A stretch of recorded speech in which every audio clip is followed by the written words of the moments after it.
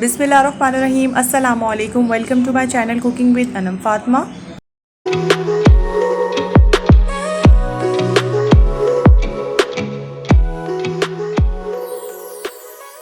आज हम बहुत ही झटपट सी बीफ बोटी की रेसिपी शेयर करने वाले हैं आपके साथ। बहुत ही आसान सी रेसिपी है, बहुत ही ज़्यादा सॉफ्ट अंदर से बनती है, फ्लेवरफुल सी ये रेसिपी है।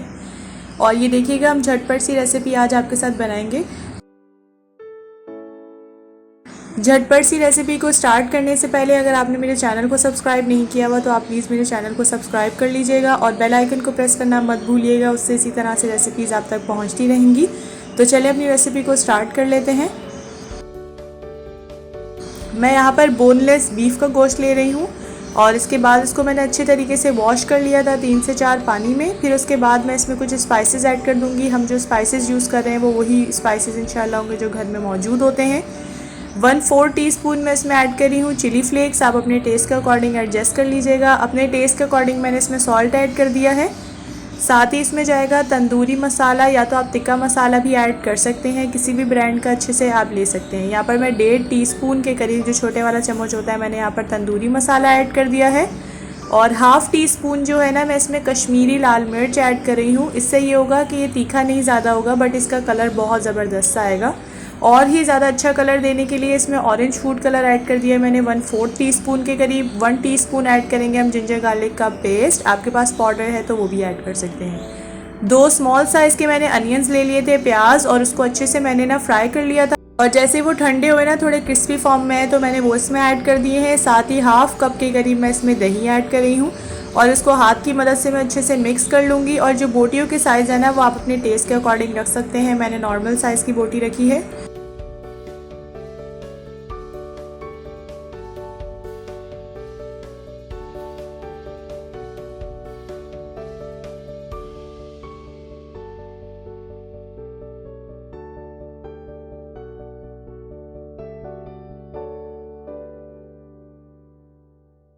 इसके बाद ना मैं इसको तकरीबन 1 से 2 घंटे के लिए मैरिनेट करके रख दूंगी। अच्छे रिज़ल्ट के लिए आप इसको ओवरनाइट भी रख सकते हैं, लेकिन अगर आपके पास टाइम नहीं है ना, तो आप डायरेक्ट भी इसको कुक कर सकते हैं 10 से 15 मिनट तक के लिए मैरिनेट करने के बाद। बस उससे ये होता है, हम मैरिनेशन इसलिए रखते हैं इसकी ज़्यादा टाइम तक, ताकि जो मसाला है ना वो अंदर तक बोटियों के जाए और बहुत अच्छा सा एक टेस्ट आए। इसके बाद मैं इसमें 1 टीस्पून भर के जो है ना वो रोस्टेड ज़ीरा ऐड कर रही हूँ। हाथ से मैंने उसको क्रश कर लिया था। और 1/2 कप के करीब मैंने इसमें पानी ऐड कर दिया है और इसको हम कर लेंगे अच्छे तरीके से मिक्स तमाम चीज़ों को।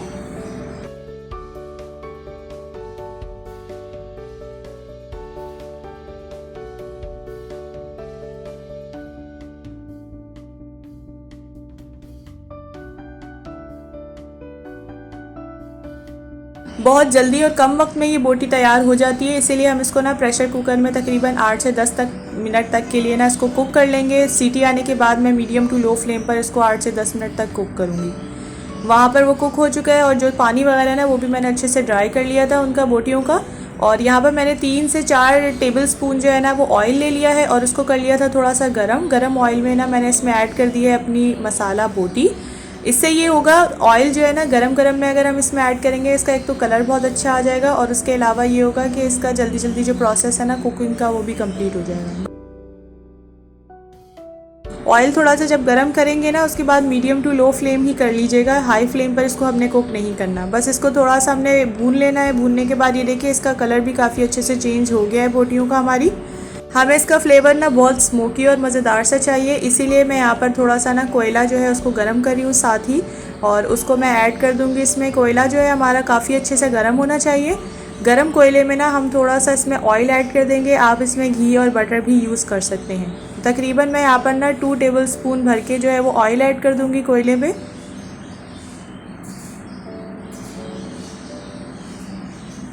और जैसे ही हम इसमें ऑयल ऐड करेंगे ना, और देखिए इसका स्मोक जो है हमने वेस्ट नहीं करना, फ़ौरन हम इसको कवर करके रख देंगे। 1 से 2 मिनट तक के लिए आप कवर करके रख दीजिएगा।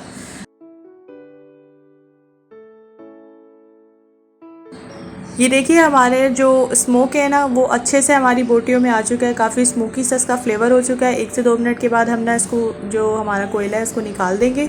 और ये देखिए कितनी झटपट और मज़ेदार सी हमारी जो है तिक्का बोटी बनके बिल्कुल तैयार है। झटपट सी रेसिपी है, आप इसको ज़रूर ट्राई कीजिएगा। आप मेहमानों के सामने इसको ज़रूर सर्व करिएगा। अगर जैसे ही मेहमान आ रहे हैं ना तो आप इसको ट्राई करेंगे तो इंशाल्लाह सबको बहुत अच्छा लगेगा। इसके बाद लास्ट में मैं ना इसमें लेमन स्क्वीज़ करके ऐड करी हूँ ताकि इसका जो टेस्ट है ना वो चटपटा सा आए और अच्छा सा फ्लेवर आए। तकरीबन मैंने 1.5 टीस्पून के करीब जो है वो लेमन जूस ऐड कर दिया है। ये मस्ट ट्राई रेसिपी है, आप इसको एक बार ज़रूर ट्राई कीजिएगा और मुझे फ़ीडबैक ज़रूर दीजिएगा कि आपको ये रेसिपी कैसी लगी है। और अगर आपको आज की रेसिपी पसंद आई हो तो आप इसको लाइक और शेयर अपनी फ्रेंड्स एंड फैमिली के साथ ज़रूर कर दिया करें और मुझे फ़ीडबैक ज़रूर दे दिया करें, क्योंकि मुझे रहता है आप सबके फ़ीडबैक का इंतज़ार। हम मिलेंगे इंशाल्लाह नेक्स्ट वीडियो में एक नई और ज़बरदस्ती रेसिपी के साथ। तब तक के लिए अपना बहुत बहुत ज़्यादा ख्याल रखिएगा और मुझे रखिएगा अपनी दुआ में याद। टेक केयर, अल्लाह हाफ़िज़।